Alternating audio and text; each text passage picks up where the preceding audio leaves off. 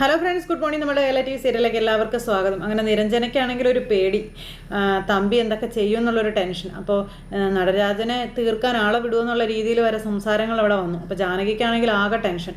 അപ്പോൾ ഞാൻ ഈ നടരാജനെ ഒന്ന് വിളിക്കട്ടെ എന്ന് പറഞ്ഞുകൊണ്ട് നിരഞ്ജന ഫോൺ കട്ട് ചെയ്യുന്നത്. ഈ സമയത്ത് തമ്പിയേക്കാളും വലിയ പുള്ളിയാണ് നടരാജനെന്നും അയാളെ തീർക്കാൻ തമ്പി ആളെ വിട്ടാൽ പോയവരാരും പിന്നെ തിരിച്ചു വരില്ല എന്നും പറഞ്ഞ് അവി ജാനകിയെ സമാധാനിപ്പിക്കാം, നീ ഒന്ന് റിലാക്സ് ആയിരിക്കാനൊക്കെ പറഞ്ഞു, മനസ്സിന് ടെൻഷനൊന്നും കൊടുക്കരുതെന്നും പറഞ്ഞ് അബി അവിടെ നിന്ന് അങ്ങ് പോയിട്ടോ. ഇത് കഴിഞ്ഞ് ജാനകി ചെറു പുഞ്ചിരിയോട് നിൽക്കുകയാണെങ്കിൽ പോലും ഉള്ളിലൊരു പേടിയുണ്ട്. ഇത് കഴിഞ്ഞതിന് ശേഷം പിന്നെ കാണിക്കുന്ന തമ്പി ബാറിലിരുന്ന് കഴിച്ചുകൊണ്ടിരിക്കുക. അപ്പോൾ ഇങ്ങനെ വെള്ളം അടിച്ചുകൊണ്ടിരിക്കുന്ന സമയത്ത് ഓരോരോ കോളുകൾ ഇങ്ങനെ വരും. അപ്പോൾ ഇതാ അയാളാണല്ലോ, ഇയാളും വിവരം അറിഞ്ഞു എന്നും പറഞ്ഞുകൊണ്ട് തമ്പി ഇങ്ങനെ ഫോൺ എടുക്കുക. അപ്പോൾ ഫോൺ എടുത്തിട്ട് എന്തൊക്കെയുണ്ട് ജഗന്നാഥ ലണ്ടനിലെ വിശേഷങ്ങളെന്നും പറഞ്ഞ് ഫോൺ എടുക്കുമ്പം, എടോ ഞാനങ്ങോട്ട് മടങ്ങി വരികയാടോ എന്ന് പറഞ്ഞു. അതെന്താ ജഗന്നാഥ അങ്ങനെ പെട്ടെന്നൊരു തീരുമാനം? അപ്പോൾ ശ്രീദേവിക്ക് ഒരു മടുപ്പായടോ, അവളല്ലേ എനിക്ക് ലണ്ടനിലേക്ക് പോകുന്നത്, അവളെ കെട്ടിയതിൻ്റെ പേരിലല്ലേ ഞാൻ ഈ മണ്ണിൽ കാല് കുത്തിയെന്നൊക്കെ ഇയാൾ പറഞ്ഞു. അപ്പോൾ അതൊക്കെ എനിക്ക് അറിയാവുന്ന കാര്യങ്ങളല്ലേടോ എന്ന് ചോദിച്ചു തമ്പി. അപ്പോൾ താനും ശ്രീഹരിയും അവിടെ ഉണ്ടായിരുന്നത് കൊണ്ടല്ലേ എനിക്ക് എൻ്റെ മോളെ അവിടെ അയച്ച് ബിസിനസ് പഠിപ്പിക്കാൻ പറ്റിയതെന്ന് ചോദിച്ചു. അപ്പോൾ ശ്രീദേവി തന്നെയാണോ മടങ്ങി വരുന്ന കാര്യം പറഞ്ഞ് ചോദിച്ചപ്പം, അവൾക്ക് ഇവിടുത്തെ പ്രൊഫസർ പണിയൊക്കെ മടുത്തടോ, പിന്നെ താൻ എനിക്ക് വേണ്ടി ഒരു ഹെൽപ്പ് ചെയ്യണം, പണിക്കാരെ ആരെങ്കിലും അയച്ച വീടൊന്ന് ക്ലീൻ ചെയ്യണമെന്ന് പറഞ്ഞു. അതിന് താൻ ടെൻഷൻ അടിക്കേണ്ട കാര്യമൊന്നുമില്ല, അല്ല അതൊക്കെ ഇപ്പോൾ ഏജൻസികളുണ്ട്, ഞാൻ വിളിച്ച് പറയാമെന്ന് പറഞ്ഞു. ഓക്കെ, താങ്ക് യു തമ്പി, അപ്പോൾ അധികം വൈകാതെ നമുക്ക് കാണാൻ കേട്ടോ എന്നും പറഞ്ഞ് തമ്പിയായിട്ട് സംസാരിച്ച് ഇയാൾ ഫോൺ അങ്ങ് കട്ട് ചെയ്തു. അപ്പോൾ ഫോൺ കട്ട് ചെയ്തപ്പോൾ ഇവർ വേറെ പണിയൊന്നുമില്ലേ, ഏത് നേരത്താണോ എനിക്ക് എൻ്റെ മോളെ സൂര്യനാരായണൻ്റെ മോന് കെട്ടിച്ചു കൊടുക്കാൻ തോന്നിയത്, എൻ്റെ ദൈവമേ എന്നും പറഞ്ഞുകൊണ്ട് തമ്പി അവിടെ അങ്ങനെ ഇരിക്കാം.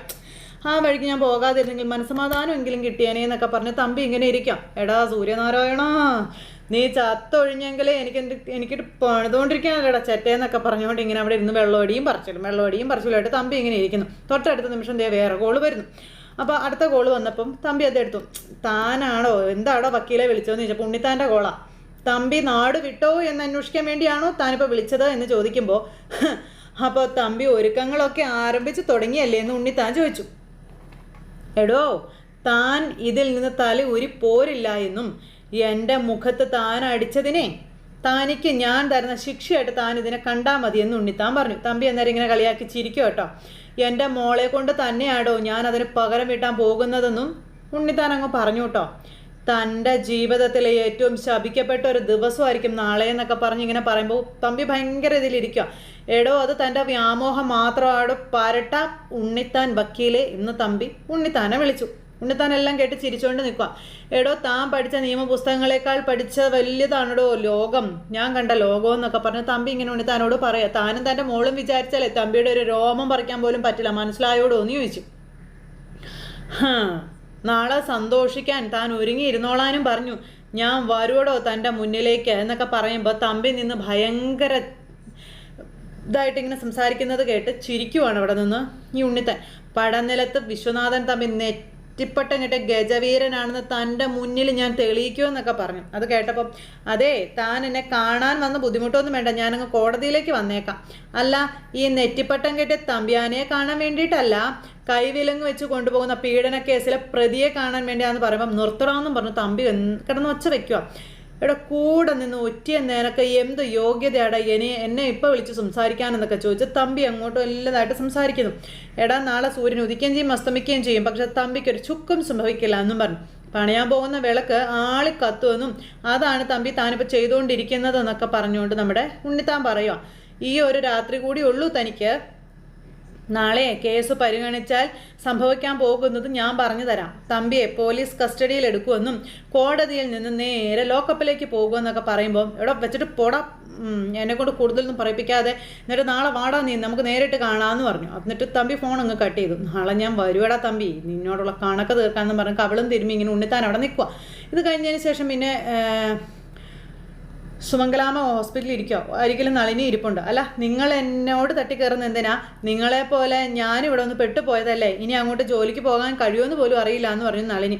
3 ദിവസത്തേക്കെന്നല്ലേ പറഞ്ഞു ചോദിച്ചപ്പം, നിനക്ക് നിന്നാൽ എന്താ അടി കുഴപ്പം, കാശ് വാങ്ങി കയ്യിൽ വെച്ചിരിക്കുകയല്ലേ എന്നൊക്കെ ഈ പുള്ളിക്കാരി ചോദിക്കുക. സുമംഗലാമ, എനിക്ക് കട്ടൻ കാപ്പി ഉണക്ക ബ്രെഡും, അവള് പോയി ബിരിയാണി വിഴുങ്ങും, അപ്പം നിങ്ങൾക്ക് ബട്ടൻ ബിരിയാണി ഞാൻ വാങ്ങിച്ചു തരാമെന്ന് നളിനി അന്നേരം സുമംഗലാമ്മയോട് പറയാം. അങ്ങനെ അങ്ങോട്ടും ഇങ്ങോട്ടും വഴക്കുണ്ടാക്കിക്കൊണ്ടിരിക്കുമ്പോഴത്തേക്ക് നമ്മുടെ സക്കീർ ഭായ് അങ്ങോട്ടേക്ക് വന്നു. എങ്ങനെയുണ്ട് സുമംഗലാമ്മേ, സുഖപ്പെട്ടോ എന്നൊക്കെ ചോദിച്ചു. നിങ്ങൾക്കെങ്കിലും എന്നെ ഒന്ന് തിരിഞ്ഞു നോക്കാൻ തോന്നിയല്ലോ വക്കീലേ എന്ന് സുമംഗലാമ്മ പറയുമ്പം അത് പിന്നെ എനിക്ക് തോന്നാതിരിക്കോ? സൂര്യസാറിൻ്റെ അമ്മയുടെ കൈ കൊണ്ട് ആഹാരം വിളമ്പി തന്നതേ കുറേ കഴിച്ചവനല്ലേ ഞാൻ എന്നൊക്കെ ഇങ്ങനെ പറയുമ്പം കേട്ടോടി നീ വക്കീല് പറഞ്ഞത് കുറേ വർഷങ്ങൾക്ക് മുൻപുള്ള കാര്യമാണ് വക്കീൽ പറഞ്ഞത്. സുമംഗല ആരാണെന്ന് നിനക്കൊന്നും മനസ്സിലായിട്ടില്ല. അതറിയണമെങ്കിൽ ഇതുപോലുള്ള ആൾക്കാരോട് ചോദിച്ചു മനസ്സിലാക്കണമെന്ന് പറഞ്ഞു. പിന്നെ എന്നെ വൃദ്ധമന്ദിരത്തിൽ കൊണ്ടുപോയി വിട്ടതിൽ എൻ്റെ മോൻ്റെ ആത്മാവ് സഹിക്കുമോ വക്കീലേ എന്നൊക്കെ ചോദിച്ചു കേട്ടോ ഈ സുമംഗലാമ്മ. അത് ചെയ്തത് തമ്പിയുടെ മോളല്ലേ എന്ന് സക്കീർ ഭായ് അന്നേരം സുമംഗലയോട് ചോദിച്ചു. ഞാനും ചിലതൊക്കെ അറിയുന്നുണ്ട്. സുമംഗലാമ്മയ്ക്ക് അവളുടെ കൂടെ പോകേണ്ട വല്ല കാര്യം ഉണ്ടായിരുന്നു എന്ന് സക്കീർ ഭായ് അന്നേരം ചോദിച്ചു. ഓ, ഇങ്ങനെ പറഞ്ഞിരിക്കുമോ? തമ്പി ആരാണെന്ന് ഇന്നുള്ളവരെക്കാളും നിങ്ങൾക്ക് അറിഞ്ഞുകൂടെയെന്നും സക്കീർ ഭായ് ഈ പുള്ളിക്കാരോട് ചോദിക്കട്ടോ. ജാനകി അനാഥയാണ്, അതൊരു കുറവാണെങ്കിൽ ഇപ്പോൾ സുമംഗലാമ്മയുടെ അവസ്ഥയും അത് തന്നെ ആയില്ലേ എന്ന് സക്കീർ ഭായ് സുമംഗലാമ്മയോട് ചോദിക്കുവാട്ടോ. അപർണയും തമ്പിയും ചേർന്ന് പ്ലാൻ ചെയ്താണ് സുമംഗലാമ്മയെ അവർ വൃദ്ധസദനത്തിലേക്ക് എത്തിച്ചതെന്നുള്ള കാര്യം പറയുമ്പോൾ അതൊക്കെ എനിക്കറിയാം വക്കീലേ. ഈ നിമിഷം വരെ അപർണയെ പഴിക്കുന്നതിൻ്റെ 10 ഇരട്ടി സമയം ജാനകിയെ പഴിച്ചുകൊണ്ടിരിക്കുകയല്ലേ സുമംഗലാമ്മ ഇപ്പോഴും ചെയ്യുന്നതെന്ന് ചോദിച്ചപ്പം സുമംഗലാമ്മ അങ്ങോട്ട് ഒതുങ്ങി. അത് പരമാർത്ഥം തന്നെ എൻ്റെ വക്കീൽ സാറേ. അപർണ ചെയ്തത് സുമംഗലാമ്മ തെറ്റായിട്ടൊന്നും കാണുന്നില്ല എന്നും അവളെ വീട്ടിൽ കയറ്റി ജാനകിയാണ് കുറ്റക്കാരിയെന്നും പറഞ്ഞുകൊണ്ട് നമ്മുടെ നളിനിയും വക്കീലിനോട് പറഞ്ഞു. അത് തന്നെയല്ലേ അവൾ ചെയ്തത് അല്ലേ എന്ന് സുമംഗലാമ്മ ചോദിക്കുമ്പം എന്തെല്ലാം പറഞ്ഞാൽ ഇവർക്കൊന്നും മനസ്സിലാവില്ലെന്നും പറഞ്ഞു നളിനി അന്നേരം അവിടുന്ന് അങ്ങോട്ടേക്ക് പോയി. ജാനകി അതിനിറങ്ങിയത് കൊണ്ടാണ് തമ്പിയുമായിട്ടുള്ള ശത്രുതയൊക്കെ അവസാനിച്ചതെന്നും തമ്പിയുടെ ആൾക്കാർ ഒരിക്കൽ അമലിനെ കൊന്നു കളയാൻ ശ്രമിച്ചതേ സുമംഗലാമ്മ മറന്നു പോയോ എന്നും സക്കീർ ഭായ് ഇങ്ങനെ ചോദിക്കും കേട്ടോ. അപ്പോഴത്തേക്കും സുമംഗലാമ്മ പഴയതൊക്കെ ഇങ്ങനെ ആലോചിച്ച് അവിടെ അങ്ങനെ ഇരിക്കുവാണ് വിഷമത്തോടെ. കൂട്ടത്തിൽ ആരെയും നഷ്ടപ്പെടാതിരിക്കാൻ വേണ്ടിയിട്ടാണ് തമ്പിയുമായി ബന്ധം സ്ഥാപിക്കാൻ ജാനകി ശ്രമിച്ചതെന്നുള്ള കാര്യങ്ങളൊക്കെ ഇങ്ങനെ പറഞ്ഞു. പണ്ട് സുമംഗലാമ്മയും തമ്പിയെ മോനെ പോലെ കണ്ടിരുന്ന ഒരു കാലം ഉണ്ടായിരുന്നല്ലോ എന്ന് പറഞ്ഞു സക്കീർ ഭായ്. അതറിഞ്ഞിട്ടാണ് ആ ബന്ധത്തിന് അയിത്തം വേണ്ട എന്ന് ജാനകി കരുതിയതെന്നും സക്കീർ ഭായ് പറയാം. അജയ് കാലുമാറിയപ്പോൾ അമലിനെ കൊണ്ട് ജാനകി അപർണയുടെ കഴുത്തിൽ താലി കെട്ടിച്ചു. അതല്ലായിരുന്നെങ്കിലേ സുമംഗലാമ്മയ്ക്ക് ഇപ്പോൾ എത്ര പേരക്കുട്ടികൾ ഉണ്ടാകുമായിരുന്നു എന്ന് ചോദിക്കാം. എന്ന് പറഞ്ഞ സുമംഗലാമ്മ അവിടെ ഇരിക്കും കേട്ടോ. അതൊന്നും പുള്ളിക്കാരിയെ ബാധിക്കുന്നതല്ലാത്തത് കൊണ്ട് നമ്മൾ അതൊക്കെ ഒന്ന് ഓർത്ത് നോക്കണമെന്നും പ്രത്യേകിച്ച് കുടുംബത്തിന് വില കൽപ്പിക്കുന്ന സുമംഗലാമ്മ എന്നും സക്കീർ ഭായ് അവിടെ നിന്ന് ഇങ്ങനെ പറയുന്നു. അബിക്ക് ഈ വീട് എഴുതി കൊടുക്കാതിരുന്നാൽ ഇന്നത്തെ അവസ്ഥ എന്താകുമായിരുന്നു എന്ന് സക്കീർ ഭായ് ചോദിക്കാം. തമ്പി അവിടെ കയറി ആധിപത്യം ഉറപ്പിക്കില്ലായിരുന്നു എന്ന് ചോദിച്ചു. ആ ഒരു സത്യം സൂര്യ സാറിന് അറിയാമായിരുന്നു. കൂടെയുള്ളവരെ മനസ്സിലാകാൻ കഴിയാതെ പോകുന്നതാണ് ജീവിതത്തിൽ നമുക്ക് പറ്റിപ്പോകുന്ന ഏറ്റവും വലിയ തെറ്റ് എന്നും നമ്മുടെ സക്കീർ ഭായ് സുമംഗലാമ്മയോട് പറഞ്ഞു കൊടുക്കുക. അബിയെയും ജാനകിയെയും മനസ്സിലാക്കാനേ സുമംഗലാമ്മ ഇന്നുവരെ ശ്രമിച്ചിട്ടില്ല എന്നും സക്കീർ ഭായ് പറഞ്ഞു. ഇതൊക്കെ കേട്ടിട്ട് അമ്മ ഒന്നും മിണ്ടുന്നില്ല. അമ്മയ്ക്കൊന്നും ഇഷ്ടമല്ലല്ലോ കേൾക്കുന്നേ. ഞാനിതൊക്കെ പറയുന്നത് സുമംഗലാമ്മയെ കുറ്റപ്പെടുത്താൻ വേണ്ടിയിട്ടൊന്നും അല്ല കേട്ടോ. നിങ്ങളുടെ കുടുംബം കൊണ്ട് ജീവിക്കുന്ന ഒരാളും അല്ല ഞാൻ. അതുകൊണ്ടാകട്ടോ. പിന്നെ സൂര്യ സാർ ജീവിച്ചിരുന്ന കാലത്ത് ഞാൻ എന്തെങ്കിലും കാര്യത്തിന് പ്രതിഫലം വാങ്ങിയതായി സുമംഗലാമ്മ ഓർക്കുന്നുണ്ടോ എന്ന് സക്കീർ ഭായ് ചോദിച്ചു. ഇല്ല. പുള്ളിക്കാരി ഇങ്ങനെ ഇരിക്കാം. ഓണത്തിന് സൂര്യ സാറ് വിളിച്ച് ഒരു ജോഡി ഡ്രസ്സ് തരും. അതും തരുന്നത് ആരാ? സുമംഗലാമ്മ ആയിരുന്നില്ലേ എന്ന് ചോദിച്ചു. അയ്യോ, സുമംഗലാമ്മയ്ക്ക് എന്തൊരു ചിരിയാണോ മതി അത് കേട്ടപ്പോൾ. നല്ല കാലമൊക്കെ പോയില്ലേ എൻ്റെ വക്കീലേന്ന് ചോദിക്കുമ്പോൾ എന്നും ഒരേ കാലം തന്നെ നിലനിൽക്കില്ലല്ലോ സുമംഗലാമ്മേ. പിന്നെ കയ്യിൽ കിട്ടിയ വാച്ചിൻ്റെ സെക്കൻഡ് സൂചി ചലിക്കുന്നതേ ആരും വകവയ്ക്കാറില്ല. അത് നമ്മളെയും വലിച്ചുകൊണ്ട് അങ്ങ് പോവുകയാണെന്നും സമയത്തിനനുസരിച്ച് നമ്മൾ മാറണമെന്നും സക്കീർ ഭായ് പറഞ്ഞു കൊടുത്തു. മുത്തശ്ശി ഹോസ്പിറ്റലിലാണെന്ന് അബി പറഞ്ഞ് കേട്ട് വന്നതാണ് ഞാനെന്ന കാര്യം പറയുമ്പോൾ എന്നും പറഞ്ഞു നോക്കുക മുത്തശ്ശി, എനിക്ക് വേദനയുണ്ട് സൂര്യസാറിൻ്റെ അമ്മ ഇങ്ങനെ ഒറ്റപ്പെട്ടു പോകുന്നതിലെന്ന് സക്കീർ ഭായ് അന്നേരം സുമംഗലാമ്മയോട് പറഞ്ഞു.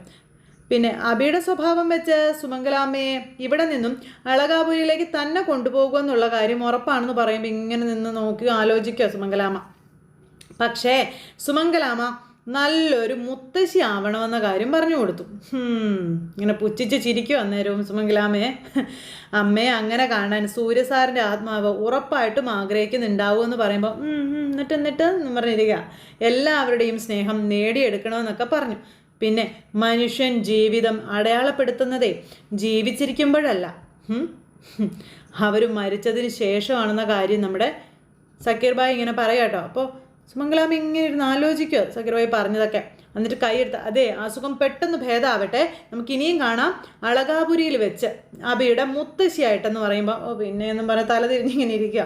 എന്നാൽ പിന്നെ ഞാൻ ഇറങ്ങട്ടെ എന്നും പറഞ്ഞുകൊണ്ട് നമ്മുടെ സക്കീർബായി അവിടെ നിന്ന് അങ്ങ് പോയി. സക്കീർബായി അങ്ങ് പോയി കഴിഞ്ഞപ്പോൾ സുമംഗലാമ്മയ്ക്ക് പിന്നെയും കലിപ്പ്, ചതുർത്ഥി ഇതൊക്കെ ആയിട്ട് അങ്ങനെ ഇരിക്കുകയാണ്. പിന്നെ എന്നും പറഞ്ഞ് ഇങ്ങനെ ഇരുന്ന് ആലോചിക്കുക അമ്മ തലയാട്ടി. പിന്നെ കാണിക്കുന്നത് നമ്മുടെ കേസുമായിട്ട് അജയ് ഇങ്ങനെ കേസിൻ്റെ ഫയലും ഒക്കെ ആയിട്ട് വായിച്ചുകൊണ്ട് അങ്ങനെ ഇരിക്കുക. ആ സമയത്ത് അമൽ അങ്ങോട്ടേക്ക് വന്നു.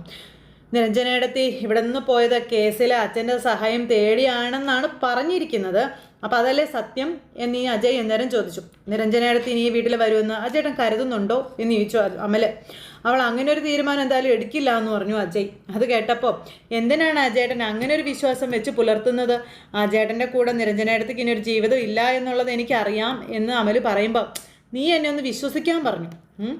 എടാ, ഞാൻ ഹണിയുടെ കാര്യത്തിൽ സംഭവിച്ചതെല്ലാം തെറ്റിദ്ധാരണകളാണെന്നും നിങ്ങളെല്ലാം വിശ്വസിച്ച് വെച്ചിരിക്കുന്നത് ഞങ്ങൾ തമ്മിൽ അതിരുവിട്ട റിലേഷൻ ഉണ്ടെന്നല്ലേ, അത് സത്യമല്ല എന്നിങ്ങനെ അജയ് പറയുമ്പം ഉണ്ടെന്ന് ആരെങ്കിലും പറഞ്ഞാൽ തന്നെ അജയേട്ടൻ്റെ മുന്നിൽ നിർത്താൻ ആരുടെ കയ്യിലും തെളിവുകളൊന്നും ഇല്ലല്ലോ.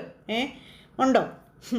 പിന്നെ അജയേട്ടൻ ഉണ്ടാക്കി വെച്ച പ്രശ്നങ്ങൾക്കെല്ലാം കാരണമേ ഇപ്പോഴും ഈ നടത്തിക്കൊണ്ടിരിക്കുന്ന ഒളിച്ചുകളിയാണെന്ന കാര്യങ്ങൾ നമ്മുടെ അമൽ പറഞ്ഞു. പണം കൊണ്ടെല്ലാം നേടാമെന്ന് അജയേട്ടൻ ഇപ്പോഴും വിശ്വസിക്കുന്നത് കൊണ്ടുള്ള പ്രശ്നങ്ങളാണ്. ഇനി അജയേട്ടൻ അല്ല എന്ന് പറഞ്ഞാൽ പോലും ഹണി റോസിനെ ഇറക്കിയത് അജയേട്ടൻ തന്നെയാണെന്ന് നിരഞ്ജനടുത്ത് വിശ്വസിക്കുന്നു. അതുപോലെ തന്നെ ഈ ഞാനും വിശ്വസിക്കുന്നുണ്ടെന്ന് പറഞ്ഞു അമൽ. എന്നെ വിശ്വസിക്കാൻ മാത്രം ഇവിടെ ആരും ഇല്ലല്ലോ എന്ന് അജയ് അന്നേരം പറഞ്ഞു. പിന്നെ നിനക്കറിയാവോ, ഞാൻ ഈ കേസ് ഏറ്റെടുത്തത് തന്നെ ഹണിയുടെ ബാധ്യത തീർക്കാൻ അപർണ സഹായിക്കാമെന്ന് വാക്ക് പറഞ്ഞത് കൊണ്ട് മാത്രമാണെന്നും എന്നിൽ കൂടിയിരിക്കുന്ന ഹണി എന്ന ബാധ എനിക്ക് ഒഴിച്ചു വിടണമെന്നും അജയ് പറയുവാണ്. ബാക്കിയുള്ള കാലം വക്കീൽ കുപ്പായം അണിഞ്ഞ് ജീവിക്കണമെന്ന് തന്നെയാണ് ഞാൻ ആഗ്രഹിക്കുന്നതെന്ന് പറഞ്ഞു. 25 കോടിയാണ് ഹണി റോസ് ആവശ്യപ്പെട്ടിരിക്കുന്നത്. അത്രയും പണം അപർണ തരുമെന്ന് പറഞ്ഞത് കണ്ണു അടച്ച് അജയേട്ടൻ അങ്ങ് വിശ്വസിച്ചോന്ന് ചോദിച്ചു അമൽ. അപ്പോൾ ഇല്ല, ഞാനത് വിശ്വസിച്ചിട്ടില്ല, പക്ഷെ സഹായിക്കുന്നതെന്നും കടമായി ഞാൻ സ്വീകരിക്കുമെന്നും അജയ് പറയുക. എൻ്റെ ഷെയർ വിറ്റിട്ട് ബാക്കി പണം ഞാൻ കണ്ടെത്തുമെന്നും പറയുക കേട്ടോ. അപ്പോൾ ഹണിയെ ഞാൻ ഒഴിവാക്കുക തന്നെ ചെയ്യുമെന്നും അജയ് പറയുക. ഞാൻ നിന്നോട് ആത്മാർത്ഥമായിട്ട് തന്നെയാണ് പറയുന്നത്.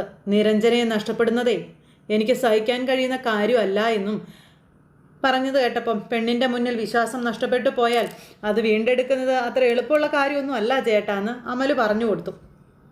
അജയേട്ടന് ഇതുവരെ ഒരു പെണ്ണിനെ മനസ്സിലാക്കാൻ കഴിഞ്ഞിട്ടില്ല. നിരഞ്ജനയിടത്തി അജയേട്ടനെ എത്രമാത്രം സ്നേഹിച്ചിരുന്നെന്ന് എല്ലാവർക്കും അറിയാവുന്ന കാര്യമല്ലേ എന്നൊക്കെ ഇങ്ങനെ അമൽ ചോദിച്ചു.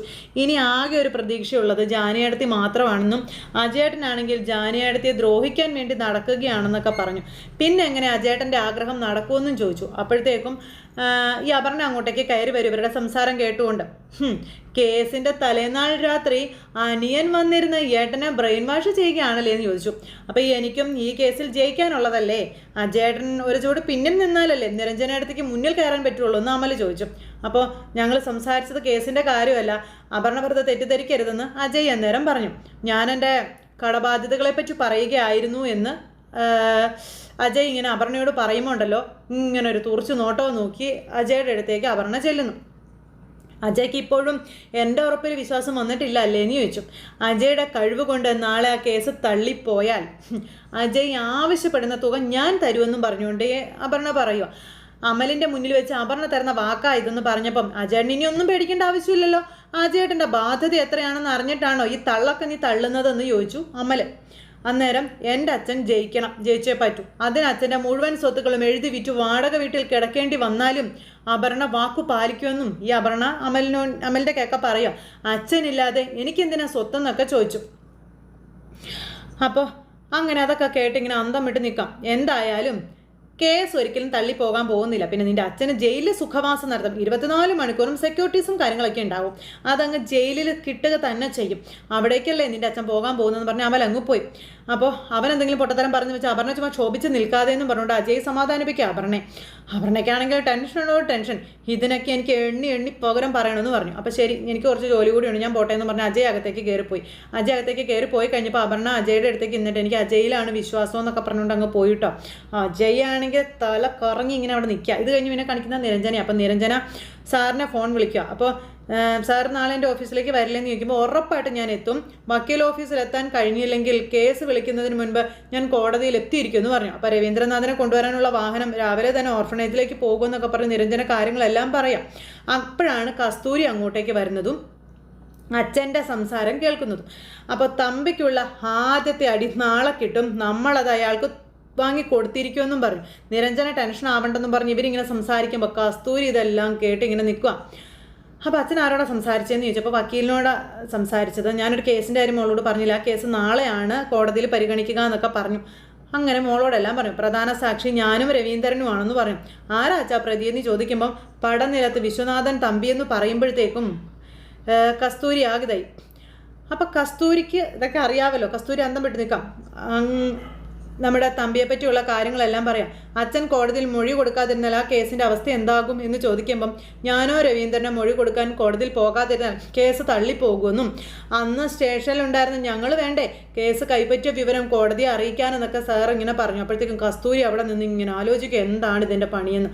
പിന്നെ കാണിക്കുന്നത് ജാനകി അമ്മയാട്ടോ. ജാനകി മരുന്ന് കഴിക്കാനെടുത്തു. അപ്പോഴത്തേക്കും അമ്മ അങ്ങോട്ടേക്ക് വന്നു. പൊന്നു എവിടെ അമ്മയെന്ന് ജാനകി ചോദിച്ചു. ഉറങ്ങാൻ പോയോ എന്ന് ചോദിച്ചപ്പോൾ അവൾ അബിയുടെ കൂടെ ഉണ്ടെന്ന് അമ്മ ജാനകിയോട് പറയുക കേട്ടോ. അബിയേട്ടൻ എന്താ അവളെ കൊണ്ടുപോയി ഉറക്കാത്തതെന്ന് ചോദിച്ചു. അപ്പം അമ്മ ഇങ്ങനെ നോക്കിക്കൊണ്ട് ഇങ്ങനെ നിൽക്കുക. അമ്മയുടെ മുഖത്ത് ഭയങ്കര സങ്കടം. അമ്മ എന്താ അമ്മയുടെ മുഖത്തൊരു വല്ലായ്മ എന്ത് പറ്റിയെന്ന് ചോദിച്ചു ജാനകി. അമ്മ പറഞ്ഞോളാൻ പറഞ്ഞു. അന്നേരം നമ്മൾ തന്നെയാണ് ആ ഒരു ഇതിനുള്ള കാരണമെന്ന് അമ്മ പറയാം. അമ്മ പറഞ്ഞു വരുന്നത് എനിക്ക് മനസ്സിലായി, തമ്പിയുമായിട്ടുള്ള കേസിൻ്റെ കാര്യമല്ലേ എന്ന് ജാനകി ചോദിച്ചു. അമ്മ എന്തിനാ അമ്മേ കേസിൻ്റെ തലേനാൾ രാത്രി ഇങ്ങനെ ഒരു ചിന്തയൊക്കെ ഉണ്ടാവുന്നതെന്ന് ചോദിച്ചപ്പോഴത്തേക്കും അബി അങ്ങോട്ടേക്ക് വന്നു. എന്താ അമ്മയും മോളും കൂടെ സംസാരിക്കുന്നതെന്ന് ചോദിക്കുമ്പോൾ കേസിൻ്റെ കാര്യം തന്നെയാണെന്ന് ജാനകി പറയാം അബിയോട്. അതെന്താ അമ്മ കേസിൻ്റെ കാര്യം ഇങ്ങനെയൊക്കെ പറയുന്നതെന്ന് ചോദിച്ചു. അപ്പോൾ അമ്മയ്ക്ക് കേസിന് പോകാൻ തീരെ താല്പര്യമില്ലാത്ത രീതിയിലാണ് അമ്മ സംസാരിച്ചത്. അപ്പോൾ അങ്ങനെ ഇവർ തമ്മിലുള്ളൊരു സംസാരവും കാര്യങ്ങളൊക്കെ കാണിച്ചുകൊണ്ടാണ് ഇന്നത്തെ കഥ അവസാനിച്ചത്. അപ്പോൾ എല്ലാവരും കാത്തിരുന്ന് കാണണം. എല്ലാവർക്കും നല്ലൊരു ദിവസം ആശംസിക്കാം കേട്ടോ. വീണ്ടും കാണുന്നത് വരെ എല്ലാവർക്കും ടാറ്റാ.